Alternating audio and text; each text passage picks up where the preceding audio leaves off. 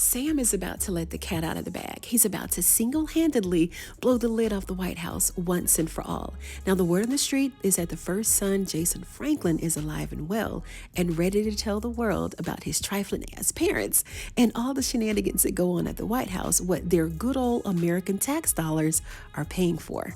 The synopsis for tonight's episode of The Oval reads, Hunter and Victoria face off. Hunter professes a revelation about Jason. Sam presents Lena with a career-changing opportunity to break some news. Sam done called in one of his young, tenderoni, eager, talented journalists. Called her in on the action, and we're going to get to them in a minute. But right now, let's talk about how this could very well be the most pivotal moment in Oval history. Yeah, history is about to be made, people, and we're finally going to get a little steam in the engine tonight. And I say this because remember a few episodes ago when Jason called Hunter on that burner phone that he stole from the Piggly Wiggly. Hunter told Jason that he was ready to protect him, ready to be a dad, ready to be that dad that he always wanted, ready for them to join forces against his evil mother to bring down all the bad people, bring them to justice. And Jason pretty much told him to fuck off.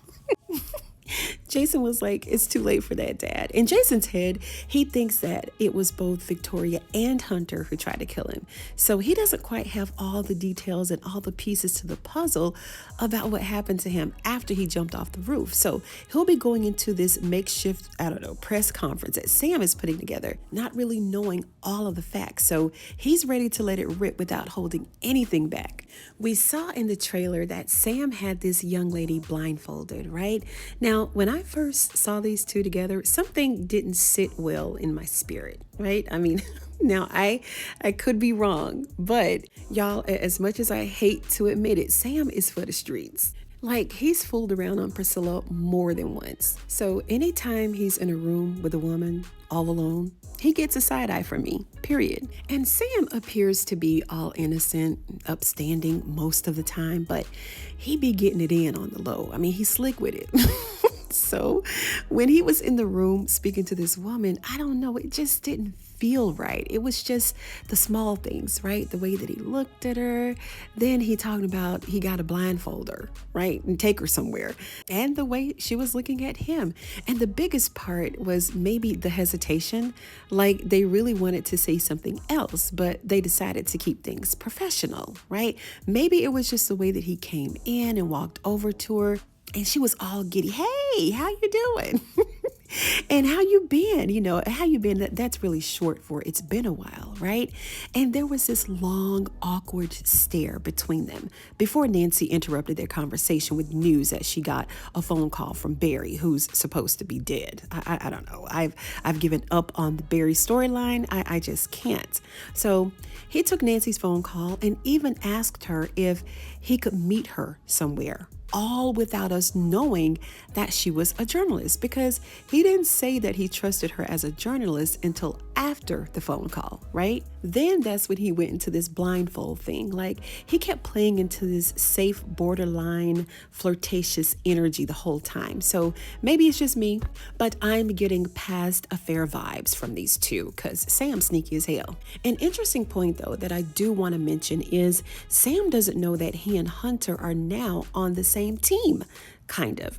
Sam is like, I want to take the administration down, and Hunter's like, me too. Of course, Hunter is only welcoming this newfound revelation to heart. He's taking it to heart because Eli is the new president officially, and he's got to find a way to get back into the Oval Office. But first, he got to find out why the hell he can't walk. He's ready to get back in office, ready to run the country, quote unquote, but he can't. He can't do it broken, right? He can't appear to the American people as a weakling, right?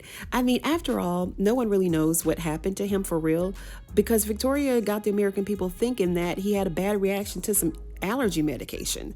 Hunter hopping around the White House like he's been hit by a whole 18-wheeler and talking about some allergy meds. some side effects. Like, it's just ridiculous. The synopsis also tells us that they're going to face off, right? He and Victoria.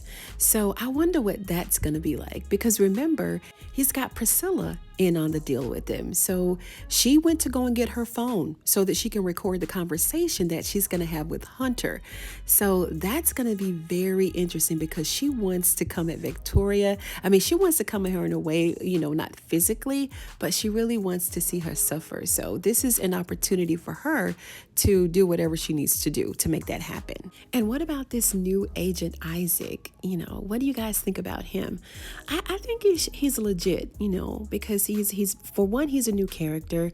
He don't take no ish, and I think that this could probably be the only person that Hunter and Victoria both respect, right?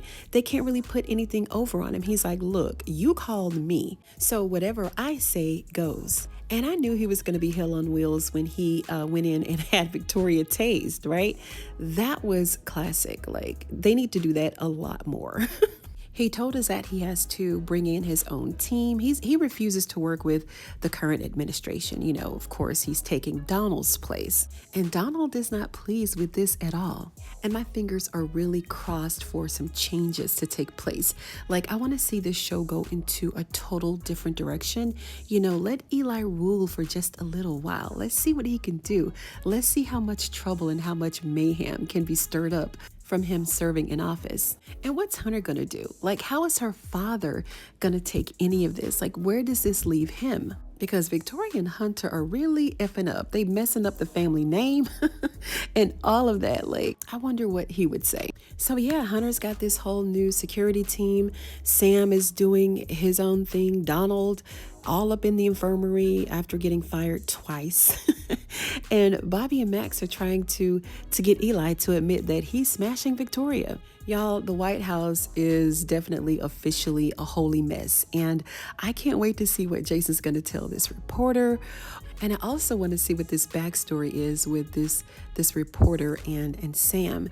And even though I'm done with Barry, I'm really curious to see what the hell Nancy was gasping at the end of the episode last week.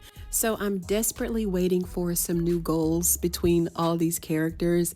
It's like, everything's still the same, with a new twist, a new angle here and there. But it's the same thing. Hunter is a horrible president. Victoria is smashing everybody. Jason is running for his life. Kyle wants to kill everybody. Dale doesn't know whether he's going or coming. We still haven't heard anything from Sharon. It's just more of the same. So I'm really desperate for some change here and really looking forward to tonight's episode. But these are just my thoughts. Let me know what your thoughts are down in the comments below. And if you like this video, go ahead and give it a thumbs up. I'd appreciate it. And if you're a fan of Tyler Perry's The Oval like I am, go ahead and sub to the channel for more videos just like this one. Thank you so much for joining me on today's episode of Ruthless TV. Don't forget to be good to yourself and be good to each other. I'll see you on the next one.